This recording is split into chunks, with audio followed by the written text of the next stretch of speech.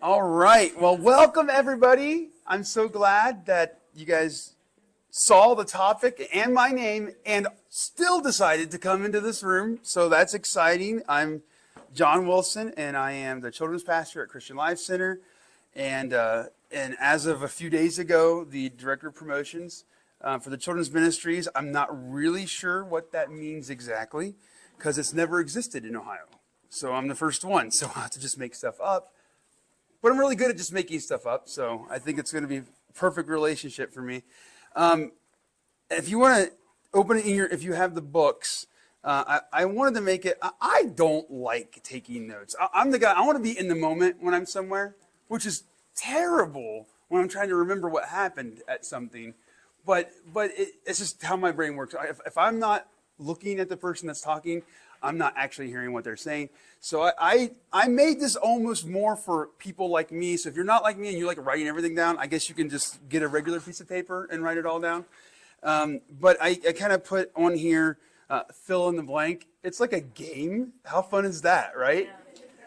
But now I have this like just ominous pressure of having to actually say the things right. And anybody that's on my team knows I don't do anything the same twice.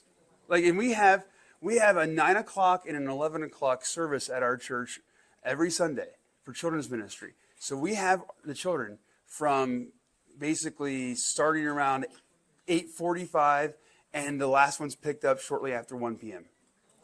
And we have now it's supposed to be two different groups of kids. You know, sometimes the parents forget to pick them up, but you know, in doing that, we had to do the same thing twice. We try to do the same thing twice. So I'm going to try to draw upon that experience and try to do this exactly how I wrote it.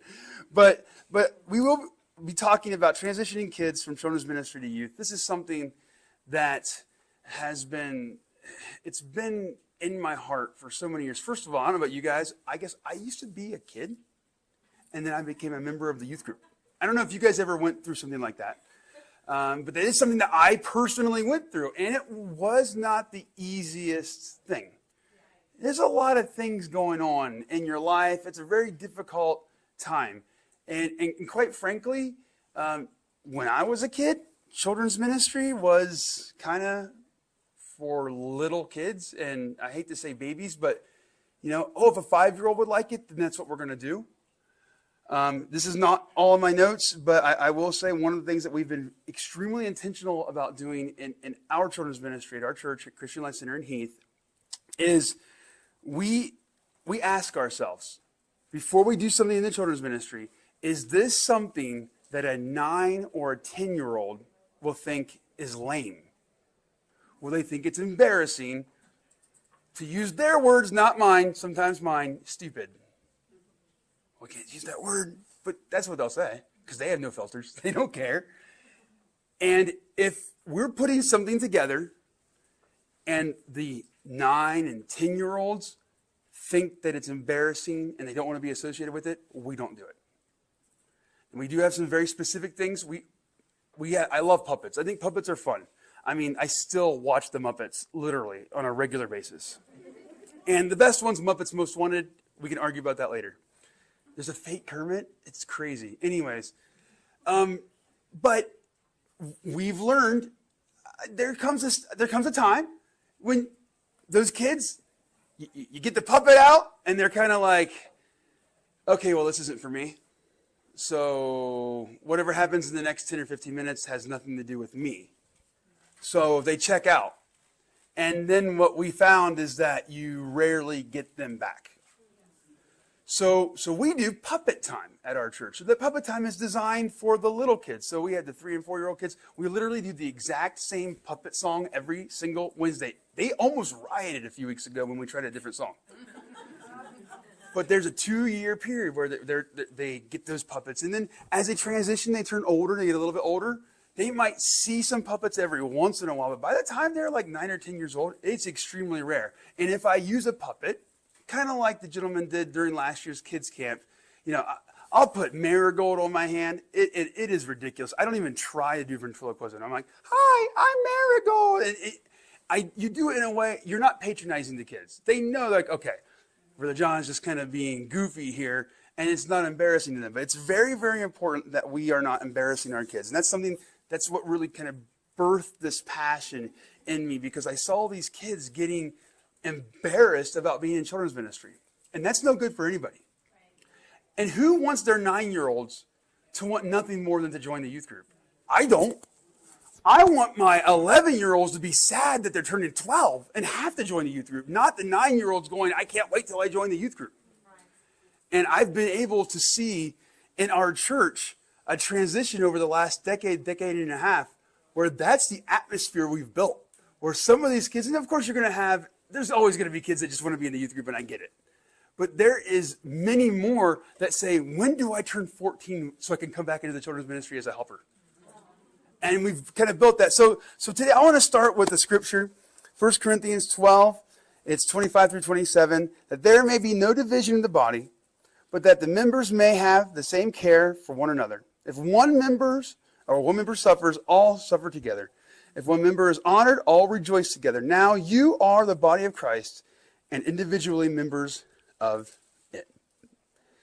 There must be a connection between children's ministry and youth ministry in your church. There has to be a connection. This is not if you can make this work out, it's going to be a super good thing. If you want your children's ministry to be effective, and you want the church to move as a body moves properly together, then you have to make a connection. Now, the leaders, this is the hardest part. The leaders between the two ministries, they're going to have to communicate. They're going to have to communicate with each other. And that's where it gets a little ugly, right? Because it's easy for me to send a message out, a text out, and say, hey guys, we're doing these action songs on this day, to my team, and say we're going to do this or that. And they're on board with children's ministry, so they're like, okay, cool, great, we'll do that. And then I don't have to worry about anything else. I've had four different youth pastors in the last 15 years at my church while I've been over the children's ministry. And it's been unique challenges all along the way. And I've had to go through this very, very difficult thing. And I want to kind of dig into that just a little bit today. And hopefully at the end we'll have a few minutes so we can do some question and answer. The connection between the children's ministry and youth ministries is an essential piece of the strategy for retaining children as they transition into the difficult teenage years. Just like any relationship with value, it will take work. Essential piece of strategy for retaining children. I have seen so many children, and if you've done children's ministry long enough, I guarantee you'll be nodding your head. You might even get a little sad as I start talking about this. But you've seen kids that are on fire for God. They got the Holy Ghost when they were 6 years old at kids camp. And they love it. They want to be in Bible quizzing. They want to do a little bit of everything. And then all of a sudden, you start to get around that time where they're in that preteen stage. And they start questioning some things. They start looking at things. And as I talked about at the very, very beginning, children's ministry becomes insulting to them. It becomes embarrassing to them. It becomes something that they don't really want to be a part of because they're mature. And all their friends at school are mature. And all the teenagers that they're friends with, because you have the 10 and 11-year-olds that will only hang out with the 13 and 14-year-olds. Is that only at my church? I don't think that's only at my church. And they want so desperately to do this. So we lose them. They get lost in the shuffle. And by the time they maybe hopefully get reintegrated into the youth group, hopefully, just hopefully, they have such a support at home with their families that they don't leave the church. But what I've unfortunately seen is so many children that because they checked out at the end of their years in children's ministry, and they assigned this just magical awesomeness to joining the youth group. Like, this is going to fix everything for me. And so they get there, and they realize, oh, it's like literally just like it's just like main church. It's just for like youth people. This isn't exactly what I thought it was going to be. And the moment that they have the option to not come to church, that's the decision that they make. And that is, it's heartbreaking. And I've seen it, unfortunately, too many times. So how do you kind of build that connection with your youth leaders, your youth pastors? You have to schedule regular meetings with your youth pastor, your youth leader in your church. If they are resistant, you must share with them why it's important. Now, first of all, if you don't know why it's important, you can't share with somebody why it's important. Right? It's hard to communicate something to somebody if you don't even know what it is yourself that you're trying to do. So let's talk about that for a second. Why is it important to have that connection? Why is it important? Does anybody have any ideas? I want this to be a little bit of an open discussion. Anybody have any thoughts why it could be important to connect? It's okay if nobody raises their hand. I'll be super disappointed. Well, I found out that the Sunday school, when they're in the Sunday school department, their Sunday school people know them. They know intimate details about them. When they come into the youth, we know nothing. Yeah, it's that relationship. It's that building of relationships. And we're actually going to talk about that later on in my notes. One of the things that we have done in our church to bridge that gap.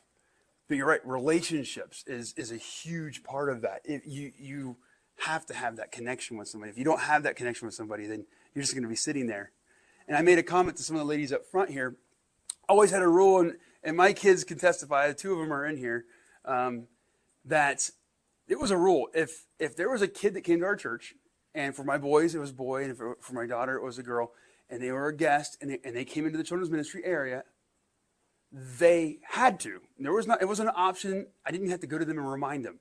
They had to go and leave their friend that they were sitting by, and they had to go sit by that person that was a guest at our church. And they weren't allowed to let them know that they had to. That was a key. That was like the way that worked. Like you better not. No. But that's how families started coming, because their kids felt welcome. So yes, the relationship aspect of it is infinitely important. Thank you so much for sharing that. They're going to be resistant. They don't understand the importance. Teenagers are just cool. They are. Like, they're just cool. I try to say the words I was saying. This session's going to be lit. And I got yelled at by my teenage sons.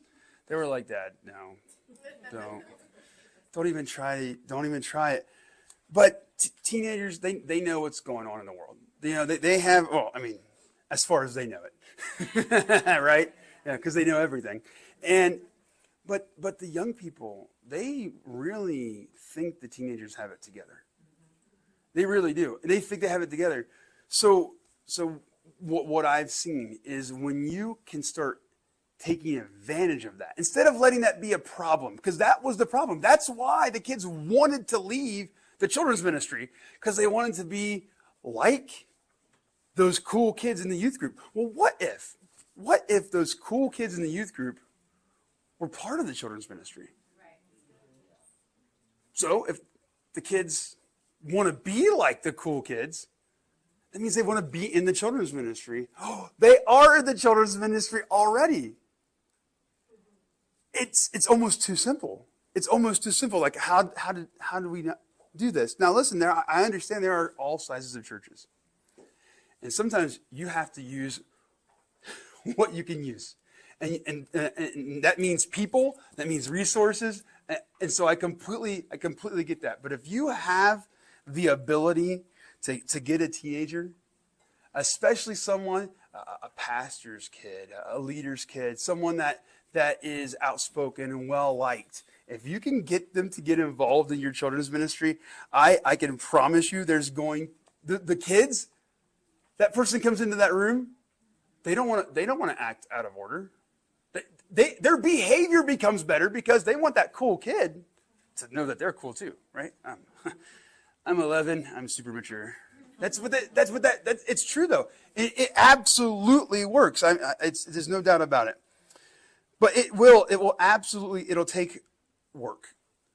I want to challenge you. Get with your youth leader, get with your youth pastor, whatever that role is. And maybe in your church, you do both. That's the easiest conversation ever. Go into the bathroom, go into a bedroom, somewhere where you have a mirror and you can just like talk to yourself. I mean, it'd be a little bit creepy, but hey, as long as no one else is around, I don't really care. But make sure you start facilitating meetings and conversations with that person so they can start to understand this is going to build the entire church. And we're going to talk about that just in a second too. But we are all part of the body. Going to the scriptures I read, we're all part of the body. And we all have to work together.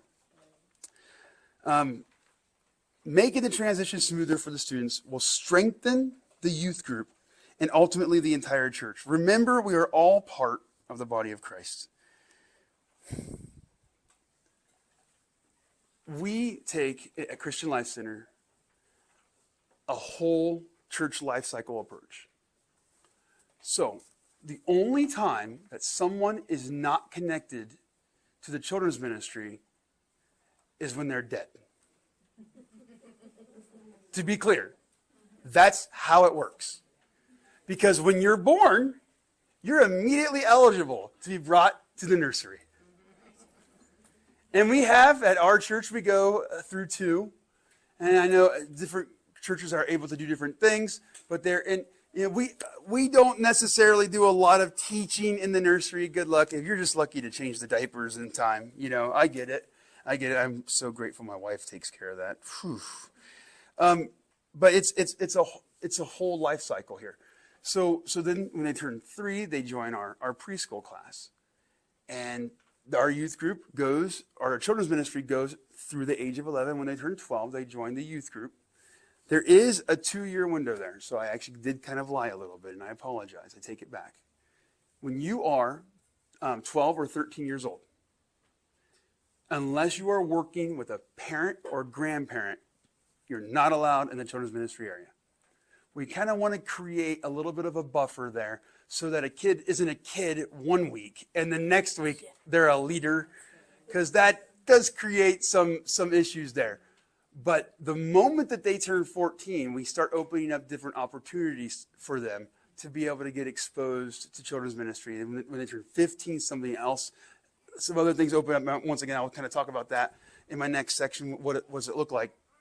But once they come back into helping in the children's ministry, our goal is for that person to either be a helper in the children's ministry or have a kid in the children's ministry or a grandkid in the children's ministry and continue to be volunteering in the children's ministry until they cannot do it. That is the goal. There is no aging out of children's ministry. I think we could tell by just a lot of our leadership in children's ministry. And I mean, you look at the youth, they turn 40, they're gone. Like, you're 40 in children's ministry, you're just getting started, right? Yes! And all you guys that are younger than 40, it's coming. It's coming. You will. Oh, at least the guys. If you're a girl, I'm sorry. But we are all part of the body of Christ. And when we can get this vision together that the whole church can be a part of the children's ministry, what you start to see is the children's ministry becomes one of the main ministries in your church. Oh, can we say that? Other ministries aren't more important than others, right? If we all want to lie, we can pretend like that's how it is, right? But there is a reality. There's a very real thing that certain ministries are perceived by and large as more important than other ministries. People say the right words. They say the right words, We got to save our children. We're going to give 15 times more to move the mission. You say the right words, but what you do it doesn't always exactly line up with exactly the same thing. You're like, our music is probably our main ministry at our church, or our youth is the thing that we do the best, or we do a really good thing in the community. But I will tell you, when you can start to get people talking about your church and saying, boy, you know what ministry in that church is on fire? Their children's ministry. I will tell you, that's a growing, thriving, healthy church. Because the children's ministry turns into a funnel. It turns into a funnel, and you start funneling the children out of that children's ministry into a youth group that is on fire. And that youth group turns into young marrieds that are on fire, that are having kids, that are restocking the children's ministry. I'm grateful for my son being engaged. I expect a kid within 2 to 3 years, not any sooner. But that's the idea here. That's the whole idea. That's why it's important. It's important because we've all got to work together. But I will tell you, that's a difficult mentality to come against. It is. It's very tough. Let me tell you, this isn't in my notes, but it's something that I've talked with so many people at especially churches that maybe not be the same size as my church. I'm blessed to I have 75 people that I schedule any given month in children's ministry. I have 3 Wednesday teams, 3 Sunday teams. It's a blessing. It's crazy. When I took over 15 years ago, I had 12. It didn't just happen overnight. It took a lot of work. But people get concerned that it costs too much. It costs too much to do children's ministry, so we just can't do it. And one of the things in the last session, a lot of people weren't able to be in here. I want to tell you, we are going to be making some resources, sharing resources, not just physical things that we can share with each other, but there will be physical things we can share with each other, like curriculum and things like that, but also human resources that we can share with each other. And in my new role, doing the promotions, I want everyone to make sure you are connected to our social media. We just created an Instagram. We have a Facebook page. We're going to be creating new ways for people to connect together, but it doesn't have to be expensive. That's the biggest misconception that I see. People are like, well, it's just too hard. Most of the songs and videos and things I do, I got off of YouTube for free. It doesn't cost anything to have a potluck besides the fact that people are going to make dinner anyways. And you can get together and you can have brainstorming meetings. That's how you grow your children's ministry staff. I'm way off my notes right now. I apologize. But if you want to grow your children's ministry staff, you gotta build a connection within your team. The money thing is it's fantastic, and that will happen. If your church grows, you'll have more money and you'll be able to do more things. But don't let money be the reason why you don't invest your time, because that's the most valuable resource you have in the whole world. It's the only thing that runs out. You can always get more money. You can't get more time. So there you go. Back to my notes. I apologize. What does it look like? Transitioning children from children's ministry into the youth. What does it actually look like to do some of these things? I love rubber meets the road type things.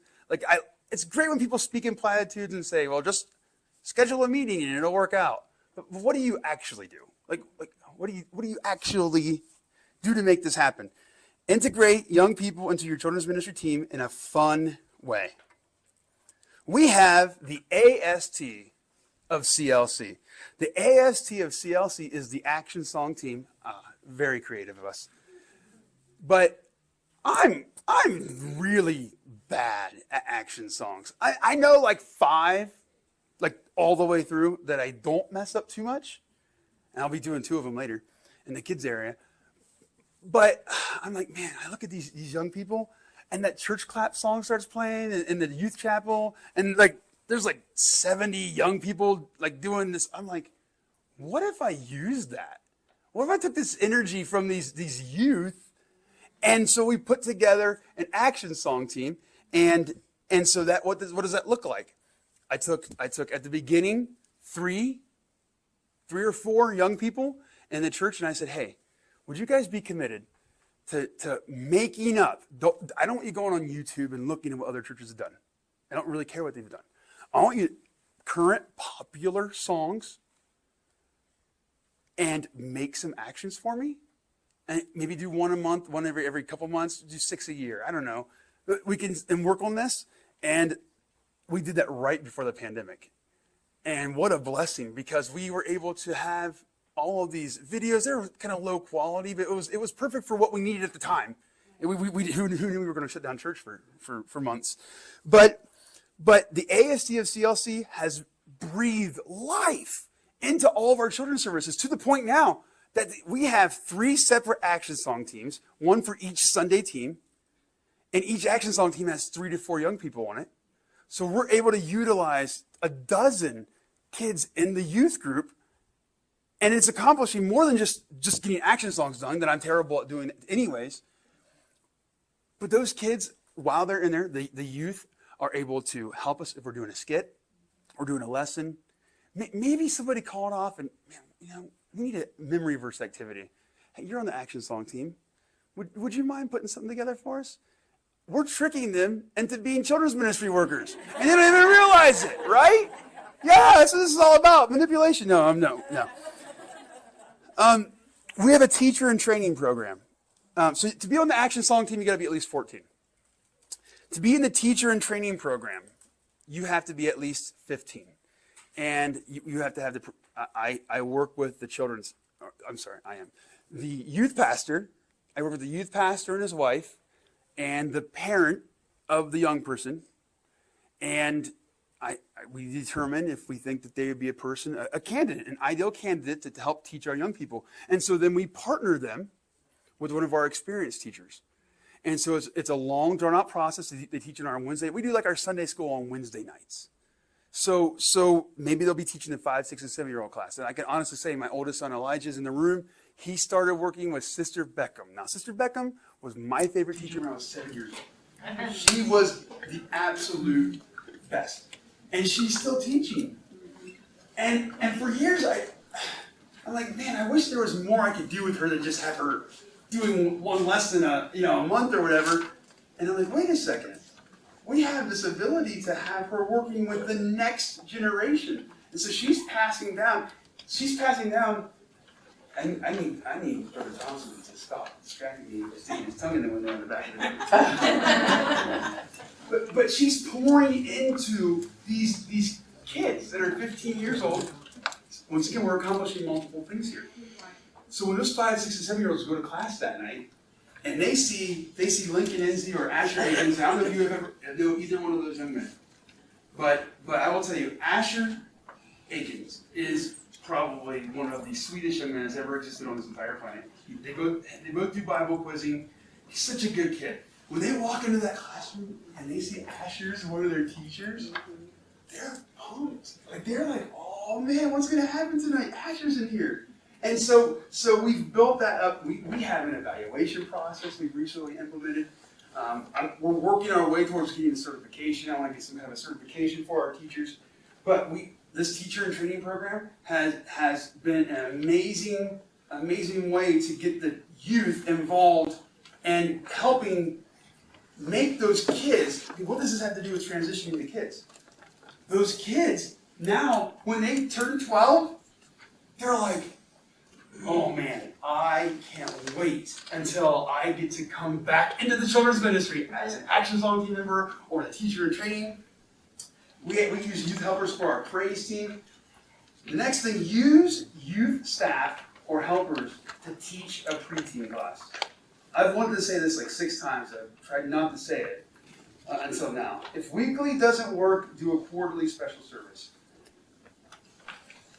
This is all about making that transition smooth for the kids so that when it's not jarring. Pastor Henderson mentioned it, I believe, last night when he was describing the session. But these kids will come to a kids camp where it's pretty goofy. It's pretty goofy. That's okay. I love goofy. Goofy's okay. Was anybody in this room at the junior high camp last year? Okay, that was like legit camp. That wasn't kids camp. That was not kids camp. I mean, we're talking about, they're having intercessory prayers. They're having tongues of interpretation. This is like super grown-up church. And the camp for someone that's a couple months younger, we're throwing hula hoops around and having a good, there's nothing wrong with that. But what's that transition? My daughter was 12 last year. She said, Dad, I think I want to go to junior high camp. I have dedicated my entire adult life to children's ministry. I'm like, how dare you? We had an honest conversation about it. Now my boys don't grow up quite as fast. I haven't quite grown up yet. But for my daughter to tell me, man, she comes with me. When I go places and do children's evangelism, I'm bringing her with me. Like, she's one of my partners in this. And she's like, it's really spiritual, Dad. It's spiritual, and I think I want to go to that. I'm like, you're a loser, and you're not my daughter. No, but that, my eyes were already open, but if that was still a jolt to my system. It did hurt. Obviously, I didn't make her feel bad about it. But I was like, oof, that's an indictment. That's an indictment. I'm not talking smack about the Ohio District Children's Ministry. This is how they do it all over the entire country. Yeah. This is not like an us thing. It's everyone. We've got to ask that question. I said at the beginning, like, is this something that 9 or 10 years old, you can't even go to camp until you're 8, right? I think it's like 8 years old is the youngest you can go to camp. Right. So if 5-year-olds think it's cool, we shouldn't be doing it. Yeah. It's only for 8, 9, 10, 11-year-olds. Yeah. So these are things, we've got to work on this together as a team. It's not going to change overnight. But yes, getting those youth staff workers to be teachers, we now have that 2-year transition built in. Our Wednesday night teams, I have 3 Wednesday night teams that teach the preteen class, and we've actually swapped some teachers out over the years. But what's amazing is that they're in that class, they start building a relationship with those people, and then when they join the youth group, the week they turn 12, they go to their first youth event, they already know intimately, because they've been in small classroom settings with these people, these adults that are there that care for them. They've already got the relationship. And I can tell you that has helped immensely as part of that transitional process. And maybe you can't do exactly what we're doing, but maybe you can find something like that could work for you. Like I said, it doesn't have to be a weekly thing. Maybe it's a quarterly thing. Maybe you do something once a year where you have them come in for 3 or 4 weeks in a row, and the preteens get to connect with the youth pastor. But whatever that looks like, there needs to be a pre-established relationship before they turn 12 years old. And that's not going to happen if you're not having those conversations with your youth pastor. It's got to happen, and they got to see it. And don't take no for an answer for years. This is a lesson I had to learn. I guess they always say, trying to make it so other people don't have to go through the same thing you went through. For years, I felt like children's ministry was less than youth ministry. I felt like am I even on the ministry team? Am I even really doing ministry? I mean, it's not really that, guys, let me tell you, Brother Sheeran said it, and I know he says it a lot, but you can't save it does no good to move the mission if you don't save the children. You can't. We have to focus on our kids. And it is ministry. It is ministry. So if anybody here is wondering, if you've ever doubted if what you're doing is ministry, this is one of, in my opinion, the highest callings you could possibly ever do. And I'm not going to rehash his message last night. If you weren't paying attention, because I'm sure everyone was here, if you weren't paying attention, go back and listen to it. Ooh, hallelujah. Anyways, I've said this a couple different ways, a couple different times. Don't insult the children by treating them like they're 5 or 6 years old when they're 10 or 11. Be intentional about teaching them on their level. But maybe you don't know. Maybe you don't know. That can be hard. It can be hard to know what kids think is cool or appropriate. So you ask them. You talk to the kids. I know it's mind-blowingly difficult to imagine that. No, it's actually super simple. Ask the kids. What did you think that thing we just did earlier today? Did you think that was funny? Did you like that? Was that fun? They'll tell you. They will tell you. They don't even care about your feelings. That's right. Like, man, I've cried so many times. My wife's like, why are you crying? Oh, my kids still like that. They do, actually. The boys do. The boys do. Anything that's physically violent, boys enjoy. But I use the word, when I go out and talk about children's ministry, I use the word intentional a whole lot. And this might have been the first time I've actually said it during the session. But you have to be extremely intentional about this. And think of creative ways. Every children's ministry is different. What I do at my church, if I went to another church, I actually spent a year of my life, about 8 years ago, I went to Richmond, Virginia, and I became the children's pastor of a church, Pentecostals of Richmond, and they bussed in 55 to 60 inner city Hispanic kids. Most of them spoke English, thankfully. But their bus ministry was the size of most churches, half the congregation of most churches. So, and that was just the bus kids. Plus, they had their own kids from the people in the church. There's about 100 kids in that children's ministry, and it was completely unlike Heath, Ohio. Have you ever been to Heath, Ohio? Okay, but we got super duper excited when they opened the Kings. Okay, so if they ever open a Chick-fil-A, pray for us. I mean, I can't even imagine. I mean, there would have to be like police stationed outside, but there's a difference. So the things I had to do there to adapt was completely different than what I had to do at the church here in Heath.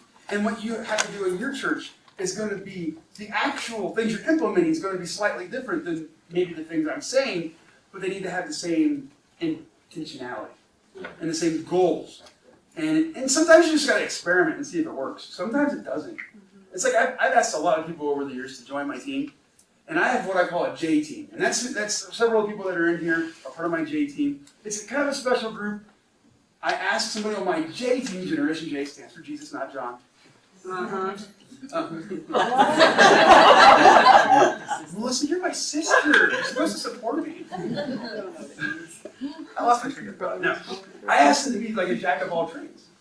I want them, I'm like, okay, so it's great that you're good at doing skits or doing lessons, but I also need you to do this, and I need you to do that, and you're going to have to do this. Very versatile. To be on my J team, you have to be very versatile.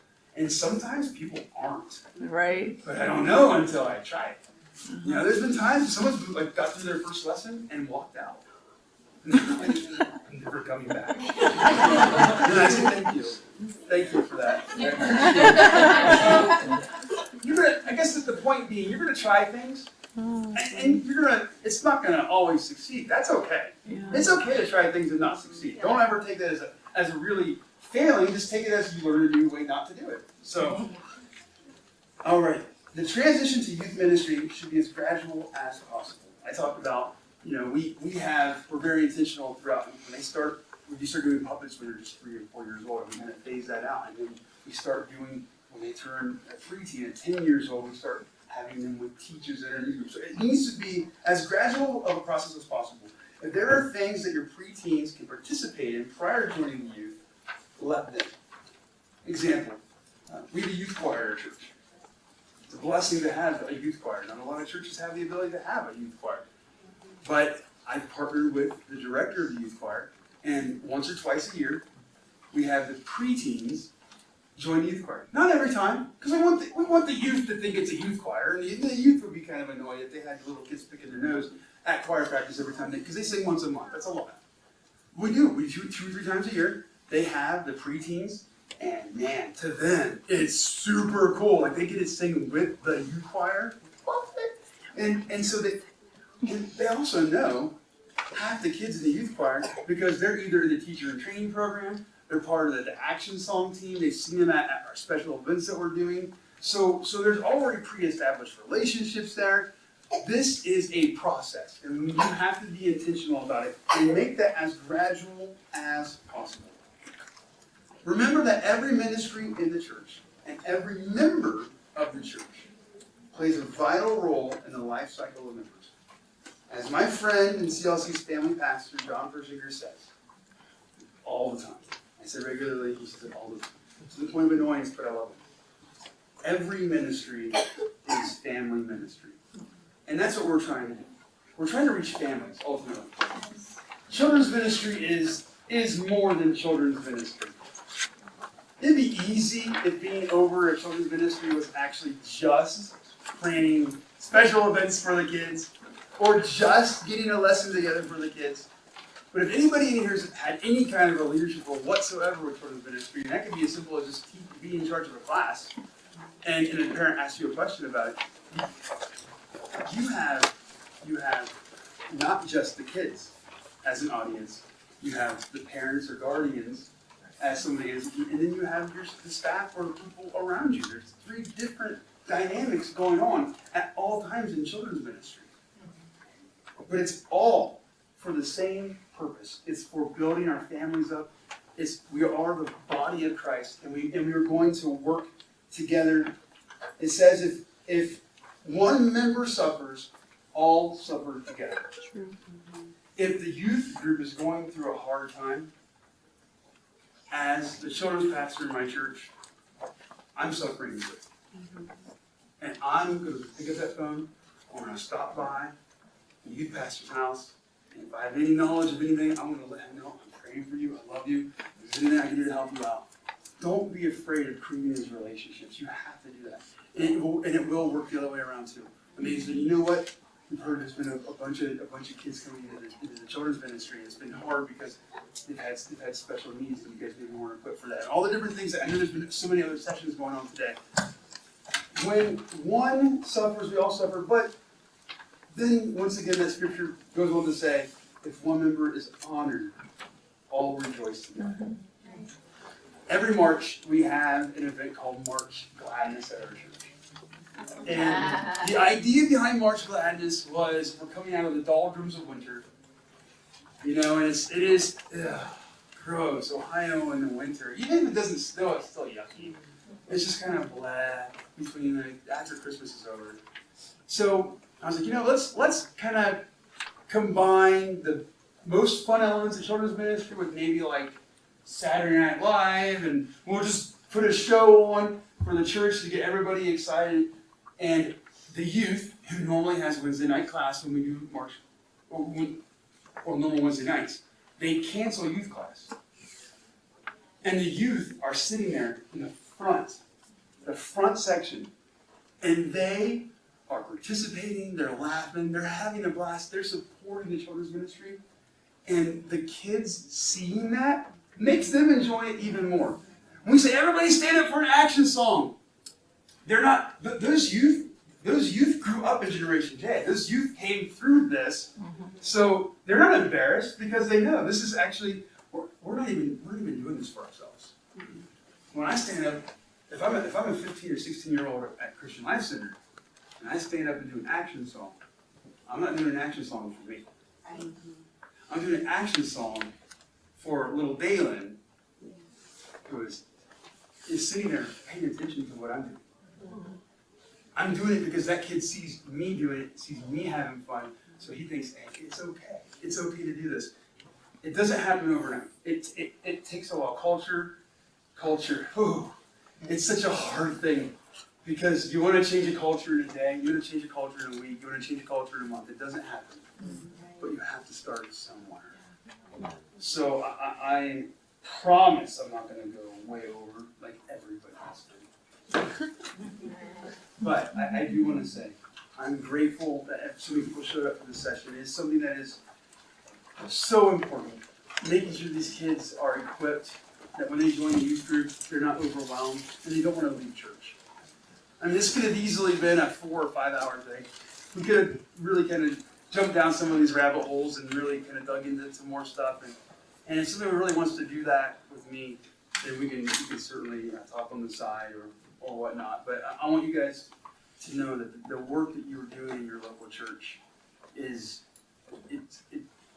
one of the absolute most important ministries that there could ever be.